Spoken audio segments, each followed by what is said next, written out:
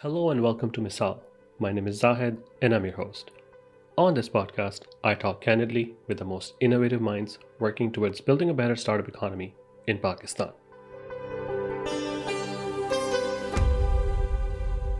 In this episode of the Misaal podcast, I invite you to listen in on my conversation with Humza Khan. He's a growth manager at Binance Pakistan, the largest cryptocurrency exchange in the world. We talk about cryptocurrency adoption and regulations in Pakistan, why he is bullish about blockchain technology, and why it is important to understand the underlying intentions of cryptocurrency and NFT projects. Let's listen in. Hello, Hamza. Thanks for being on the Misal podcast. How are you? I'm good, Alhamdulillah. Thank you for having me. Sure. So we kind of match with this is salmon pink and you're wearing purple, I think, because I have this monitor that's a little bit yellowish. So I guess it's purple. Yes, yes. Okay, okay, good, good. So first of all, thank you. I know it was very last minute, so I'm traveling next week, so I thought like we could, if squeeze this in over this weekend, it would be great. And thank you for being a spot and then coming on the podcast. So really, really appreciate that. So, I mean, people of course already maybe know you on Twitter or because you have been on a very popular podcast recently. And so let me just start by asking you, like, everyone knows what Binance is. Why don't you just go ahead and tell us something about yourself and what your role is at Binance and what do you do there? Amazing. Thank you again for having me, Zahid. So, hi guys, I'm Hamza. I graduated from engineering in robotics to coming into blockchain.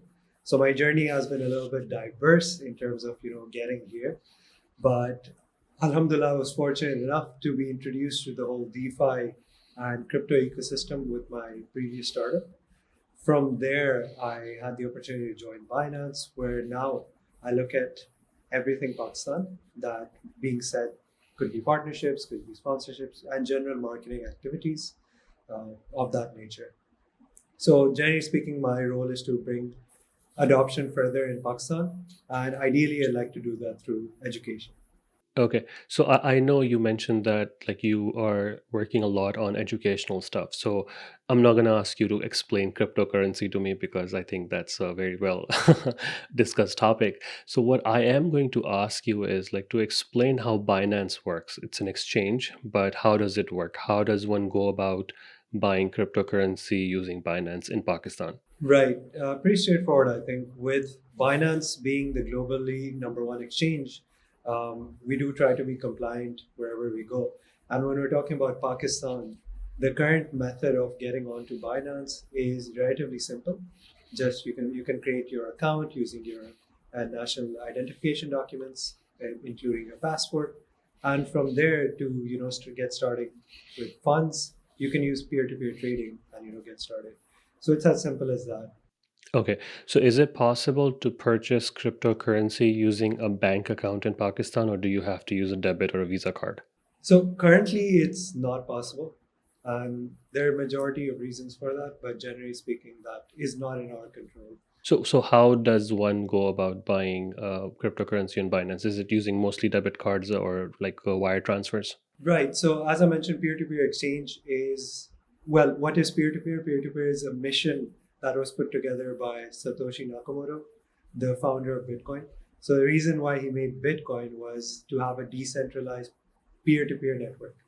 So peer-to-peer in essence is person to person. So at Binance, you can use our platform to exchange your fiat, which is your normal rupees, to a crypto.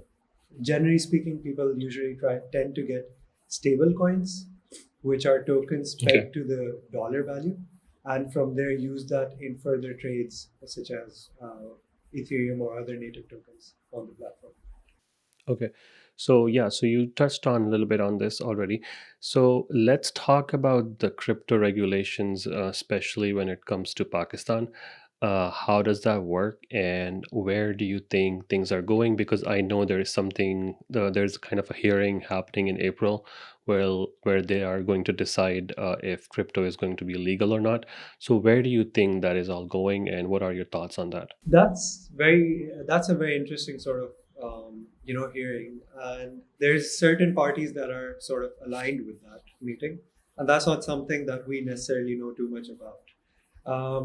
When talking about that, I think there's lots of things to consider.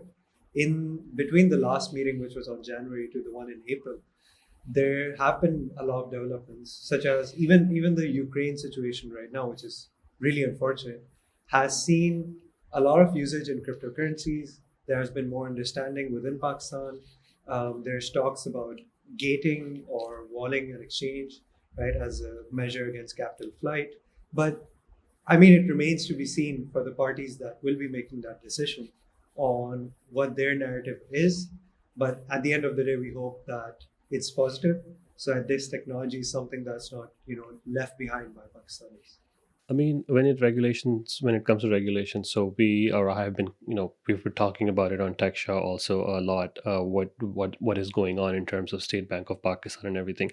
It seems like, of course, there are the usual concerns about money laundering and all those things, and but on the other hand, there's also this talk of, like, the capital flight, like you mentioned.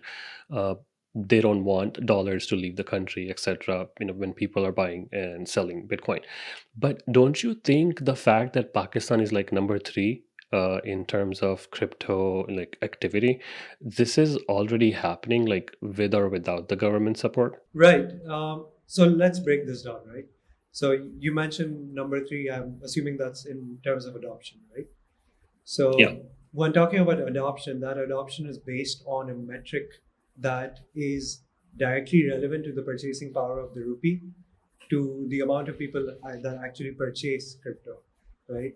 It doesn't necessarily correlate to the fact that there, we're number three in the world with the number of users, but it does correlate to the fact that we do purchase given our purchasing power is low. Now, coming to the whole money laundering and capital flight problem. So it's interesting when we talk about money laundering. In 2021 alone, we saw $15 billion worth of money being laundered through crypto. We saw a lot of illicit activities taking place. Even in Pakistan, a lot of them were highlighted. But if we paint that side of the picture only, we fail to see what's happening on the other side.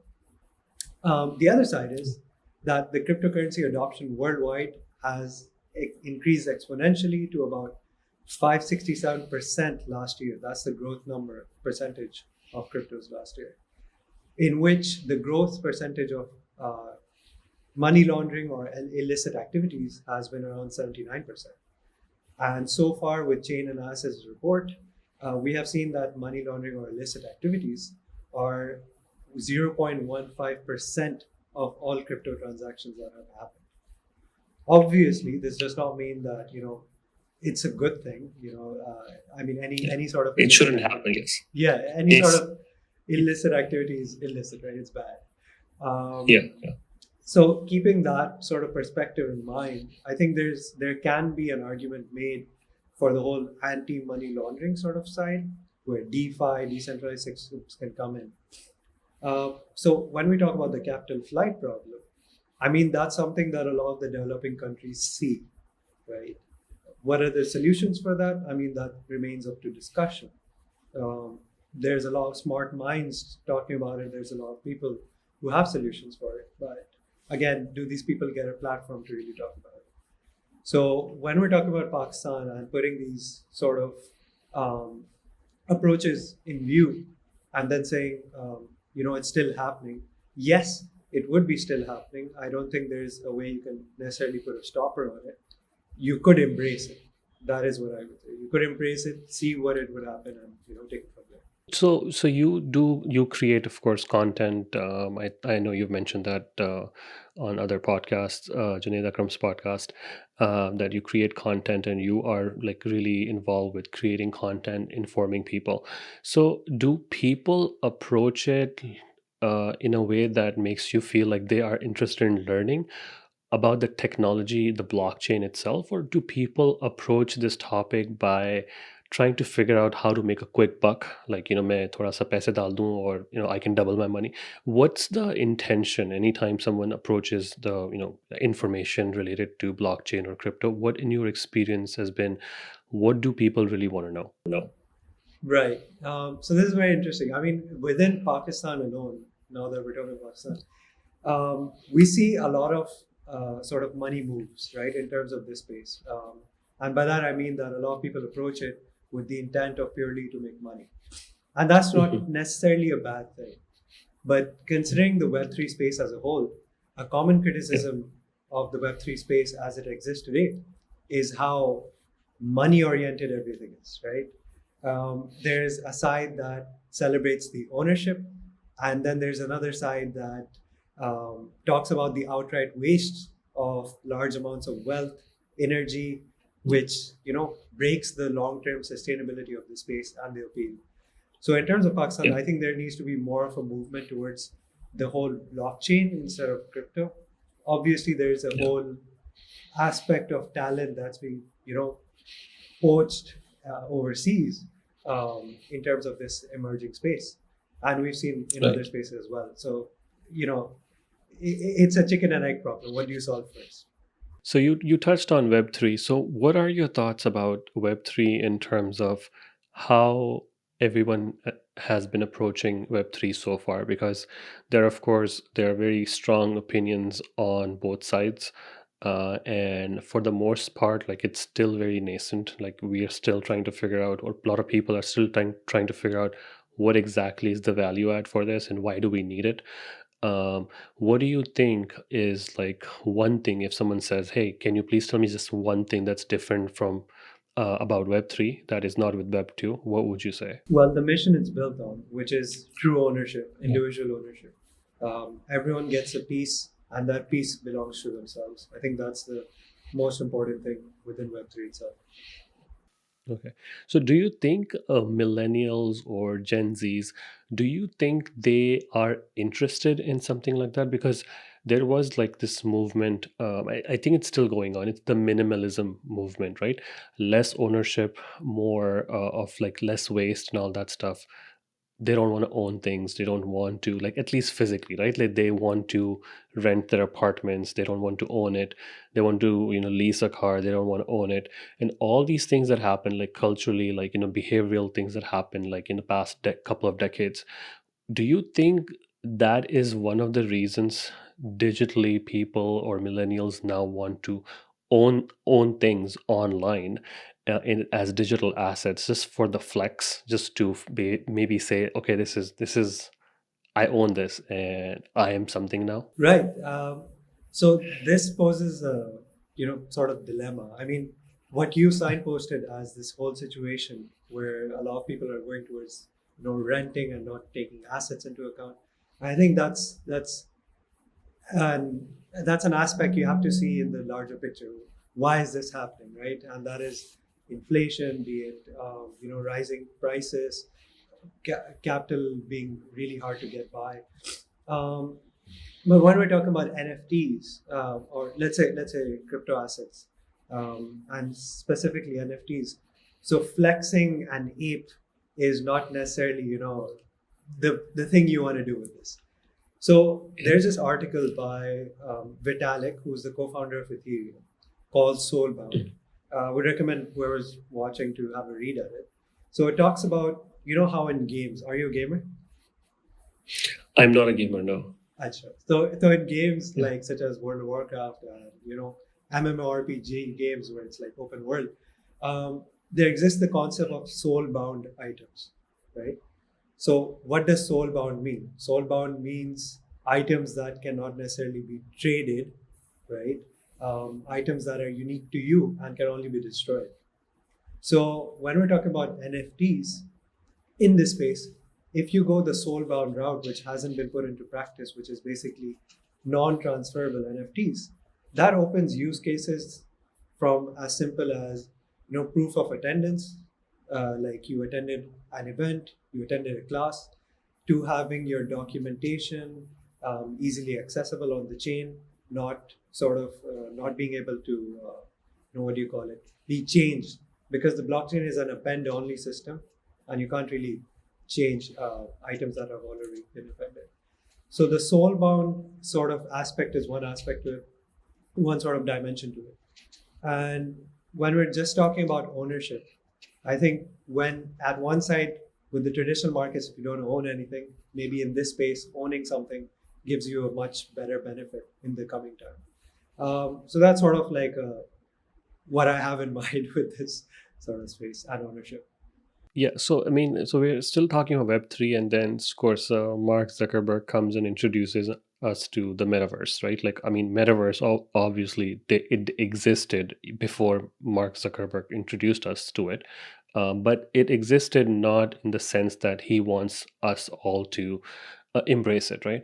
So, where do you think like Binance or other exchanges come into play when it comes to metaverse? Or like will for example, if I were to purchase something in a metaverse, would Binance provide like the back end for me to verify my ownership and all that stuff? Is that something that Binance plans to do? Right. When we're talking about metaverse, for those who don't know, I mean, think about the Matrix, right? It's a very simple. Yeah, You have a plug in your yeah, head, and you're in a different world. yeah. Obviously, you don't need to have a plug in your head anymore, and it's not just something as easy as VR chat. When we're talking about metaverse, we're talking about an entire universe that is owned and replicated by non-fungibility, and the non-fungibility access to those non-fungible items exists with fungible tokens such as BNB or any token that you can get on your hands on. So when talking about the metaverse and Binance, so Binance in itself has a separate sort of space or chain where a lot of these projects such as Decentraland, which is Mana, Sand, right, are incubated. So we sort of help Okay. facilitate these projects to grow and turn into their own ecosystems.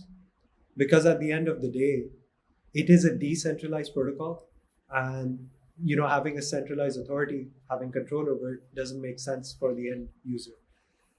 So in terms of planning for the metaverse sort of integration, I think that's in the works, but we have yet to see a mainstream adoption of this, much like we have yet to see a mainstream adoption of GameFi, DeFi ecosystems, a lot of these things. So there's a lot more we can do in the next 5 years. So I mean, I always, when I try to explain it to people, I tell them like it's still nerd category. This the whole thing.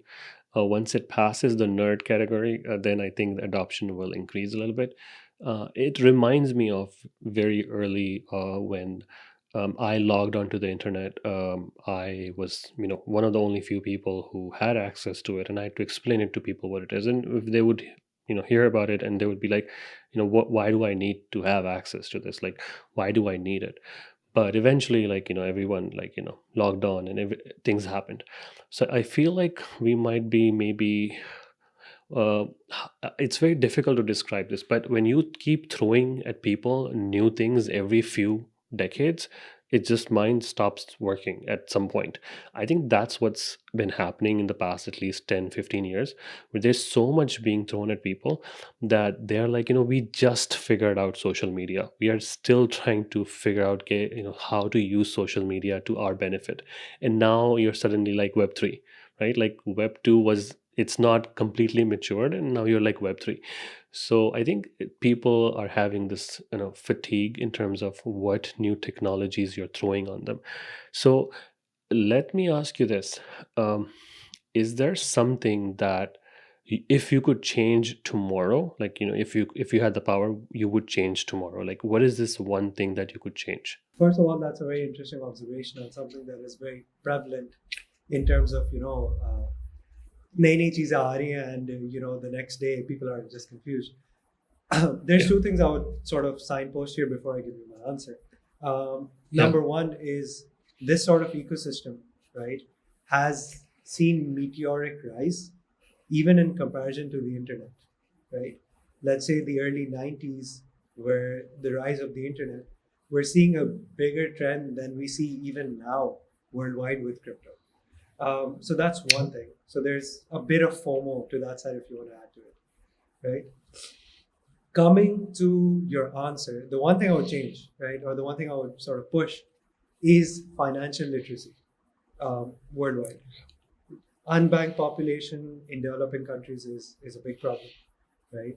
Pakistan की जहाँ तक बात करें, not all of us still have access to internet connectivity. वही बात आती है when you talk to people, 220 million population, Yeah. इतने इतने लोग हैं इंटरनेट पे, इतने अनबैंक्ड है. You start seeing these trends. But financial inclusiveness, I think, would be the one thing that would really open you up to the more fun side of these technologies before getting wrapped up in the nitty gritties of it. Personally, I feel like there needs to be one killer app. I think one killer app, as in like by killer I mean like in the sense that something that gets people hooked. I think we haven't seen that yet. It is still at a stage where, for example, this is just coming to my mind. That's why I'm saying it. Maybe I'm just thinking out loud, but like dating, right? Online dating was one big thing, right? Happened when back in the day, right? And then email happened, and instant communication started happening. So that was like the killer app for internet, right? Before that, you had news groups, and people would go there, hang out, and it was basically nerd territory. People hung out there, and that was it. Nothing happened of it. But then online dating came in. Yahoo started these games. You could play games and talk to people, chat rooms. I think that's what became like a killer app. So I mean, personally, if I were to try to figure out something that I could do tomorrow, I think I would be focused on something that is similar to that, like an applicability of this technology that if were to be implemented tomorrow, it would really change a lot of things, and it will make people adopt to it fairly quickly. Okay. So, okay, let's talk about startups, because I know you were working at Seed Labs before you joined Binance. So, can you tell us more about what Seed Labs used to do, and if there are other startups within the space within Pakistan that are working on, either blockchain or Web3 stuff? Initially, Seed Labs was supposed to be a software developing company. We used to take on clients, etc. I think we transitioned very quickly, as all startups do. You find something that is niche, you work on it, and you develop items. I think still to this day, it exists as a sort of software house, but more in-house, where you develop Okay. ecosystems for Web3 now. Um, Talking about other sort of startups in this space, I think there's a lot of traction going around. However, until you look closely enough, you don't really find it, right? I think some Yeah. front-facing ones are like Zord, right?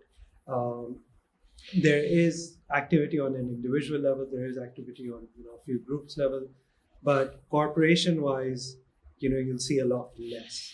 Um, Very recently, I had a chance to meet this fine gentleman who is developing a guild, which is a part of a group in a gaming system. Um, Okay. so essentially, he's working for the gaming finance sort of industry, and he's getting incubated recently. So what he's doing is that कि Pakistan में that purchasing power that I talked about is like sort of an issue. So he's leveraging that by giving players access to these GameFi to have players play on this, enjoy this, make money out of this through his sort of venture, right? So there are people who are doing this, but it's so far very quiet, right? You don't really see it as much.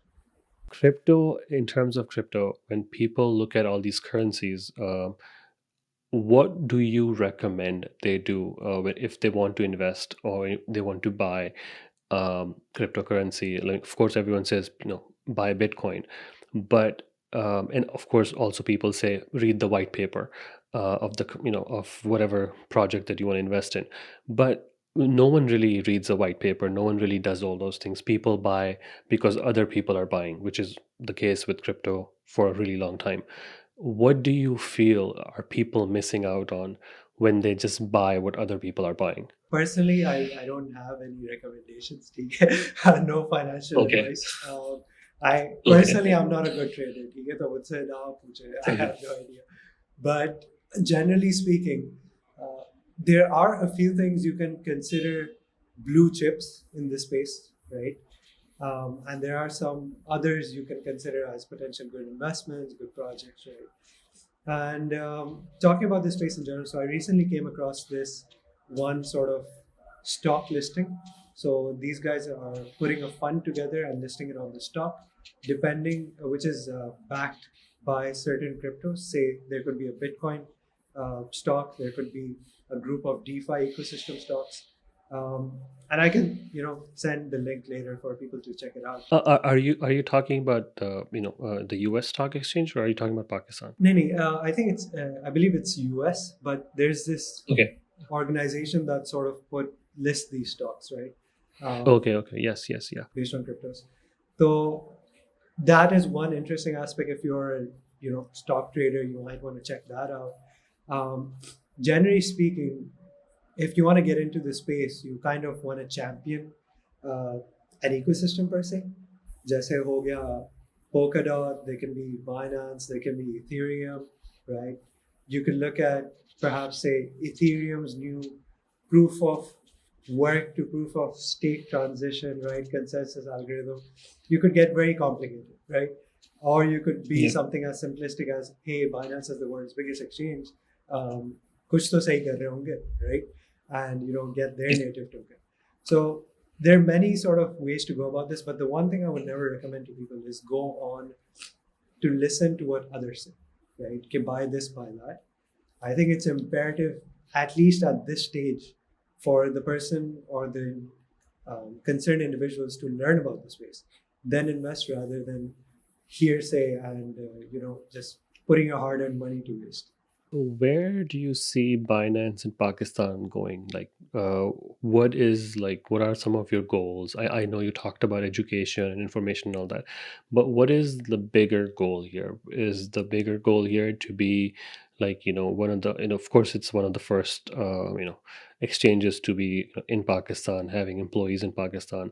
So what's the goal? What's the next couple of years? What is the, what are your thoughts when it comes to what Binance wants to do for the crypto market in Pakistan? I think as Binance, our mission has been the same since we started, right? Which is the financial freedom of individuals, right? And I know a lot of authorities worldwide don't like that statement, but that is generally the mission that I kind of want to champion, especially for Pakistan myself, right? So in terms of our plans, I mean, the greater plan and the more silent sort of back facing is the regulation part, where it's not really public facing and you're kind of working on it. A lot of parties, not just us, are kind of working on it. And that would at least start to put some trust in these institutions and this ecosystem. But generally speaking, I think putting a good face to the brand, putting a trustable nature onto the brand, and knowing exactly why it's trustable and why this ecosystem is important to learn about is sort of my goal for this year, right? That can mean anything from partnerships with a lot of the influencers. It can mean university seminars. It can mean bigger sponsorships on events. But there's a lot of things to do, I think, for the majority to kind of at least learn about the space, then consider using Binance. Well, let me ask you this. I'm sure people ask you this too. What makes you so bullish about crypto and this whole ecosystem? Because I see that you have always worked with either blockchain or something similar to that. What makes you so bullish about the whole ecosystem in the sense that is this what you want to do, or is this always something you wanted to do? Are you just fascinated by the whole concept of crypto, or is it something else? So I haven't refined my answer on this yet, but Okay. there's two aspects to this. One is the Okay. FOMO, right? And I'll tell you exactly why there's FOMO. There's Imagine an ecosystem that is coming up, and you being a young individual who can make a mark on this ecosystem, right? Is as a personal development goal, that in itself is crazy, right? Secondly, and trust me when I tell you this, for the last 1.5 or 2 years, while I've been, in the space looking around, I always personally feel like I'm the dumbest in the room, right? Uh, Okay. there's the smartest people on this ecosystem, right? And they're building silently, they're building publicly. You know what? How old Vitalik is, the co-founder of Ethereum, right? He's Yeah. barely 28, bro, and Yeah. he has all this wealth amassed and everything. And yet, people like him are still bullish on building. Why? And why is this seen? Is because, for example, the Shiba Inu thing, right? So he had a lot of shares in Shiba Inu, or a lot of Shiba Inu tokens. India last year saw a crisis, or and needed funds to sort of facilitate that, and he liquidated 98% of his Shiba Inu assets to sort of fund the charities, right? And for him, that wasn't even like a big deal. Otherwise, a lot of his grants go into building this, and that's just example of one person. The more you look at the founding level in this sort of ecosystem, the more you sort of see a lot of the smart people, a lot of 18-year-olds, 20-year-olds making more than the general population, and yet understanding so much about finance and technology. It's just crazy to feel like you just feel left out, not knowing about this. So for Yeah. me, I'm very bullish on the people in this space, and these are the people who can eventually make this sort of ecosystem a reality, um, for the masses. But why are you so bullish? Like on a personal level, is it the technology? Is it the thrill of like working on something new? I would say it's the thrill. The technology, Okay. I think, comes a little bit secondary. I'm not gonna, stand up here and say, "Oh, I am all up for ownership about my assets." But um, I think at the end of the day, it's about that growth that you get in this ecosystem that is unparalleled to other ecosystems worldwide, as well as the sort of exposure you get in building something from the ground up, right? So, personally speaking, I think that it's very, very exciting to be in this space. I think to a certain extent, everyone should, have a taste of this. There are some people who still think like crypto is like, is it here to stay? And I always tell them like, by now there are so many people who are invested in this that it is here to stay. And at least in the US, there's a lot of activity going on in terms of how to take this to the next level. So I just don't think it will disappear or anything, as long as we have internet, right? Like it's based on internet connectivity. As long as we have internet, we will have a crypto. And I think it's internet's native or native currency, so it's not going away anywhere. And I always tell people this. And for me personally, I don't use Binance because I have other options like Coinbase. So it's been something that I've been using since 2016 or 17. So I've decided to just stick with them and not try others out. But yeah, I mean, exchanges I think play an extremely important role in informing people, educating them. And I think Binance, especially in Pakistan, what you have been doing and what you have been up to, I think that's some really great work. Right, really appreciate it. I personally think there's a lot more to be done, but as Yeah, long yeah. as I can sort of at least do the bare minimum for the people here, I think. No, I think Pakistan in general. I hope no one is offended when I say this. In general, Pakistan lacks people who can articulate really well, and I think you are one of the very few people that I have heard who can really articulate the case for crypto without the sensationalism, right? That comes in when people talk about crypto, like exaggerate things and all that. So you don't do that, and you stick to the facts, and I think that's really, really, really great. Man, those are big words for someone like me, but thank you. I really tried. Well, I won't take much of your time. Thank you. Thank you so much for being on the Misal podcast. It was lovely speaking to you, and I got to learn a lot more about what Binance is up to and what you are up to and where you're taking things where you're taking things for Binance in Pakistan. Thank you so much for having me. And as a sort of closing note, I would love to, invite a lot of the users to your platform as well. I think what you're doing and have done for the past, I think, few months has been, exceptional. It just by chance, I saw what the work you were doing. It's crazy to be here as well. So really, thank you for having me. I wish you the best. And for those that are sort of in Islamabad towards the end of the March or in Dubai, do hit me up. We have a few events planned, and inshallah, see you guys there. Zaid, it was a pleasure. You're a great host. Thanks for listening to the Misal podcast. I hope you enjoyed the podcast and will thank me by writing a review or sharing it on social media. Make sure you follow and subscribe so you don't miss the next episode. Thanks again. See you soon.